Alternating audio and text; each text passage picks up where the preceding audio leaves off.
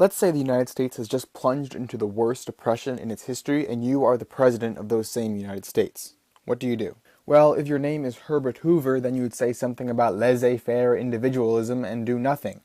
But if your name's Herbert Hoover, then you're also going to be remembered for being wrong. So let's skip ahead a few years and say now you're Franklin Roosevelt. You have a much better idea, which you call the New Deal. This program ran from 1933 to 35 and broke down into three goals: relief, recovery, and reform. It all started with what became known as the first 100 days, during which Congress passed an unprecedented amount of legislation. First up was a banking holiday. For 2 days, every bank across the country was shut down and investigated. The well-behaved banks were then allowed to reopen while the rest were put under government control. The government then put some broad restrictions over the banks while also creating the FDIC, which would act as insurance for banking deposits. These two measures were designed to restore Americans' confidence in the banking system.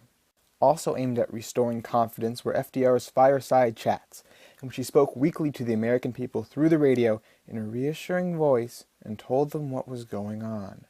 More practical was the so-called alphabet soup of new government agencies that sprang up.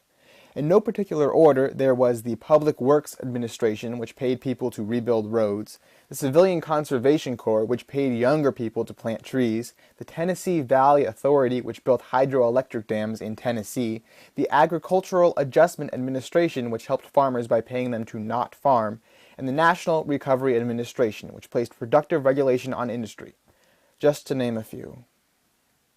But as it turned out, all that wasn't enough. Roosevelt then launched the Second New Deal, which ran from 1935 to 1938. It was basically more of the same, adding the Works Progress Administration for artists and the Social Security Act for old and out-of-work people to the alphabet soup. So, did it work? In a word, kinda.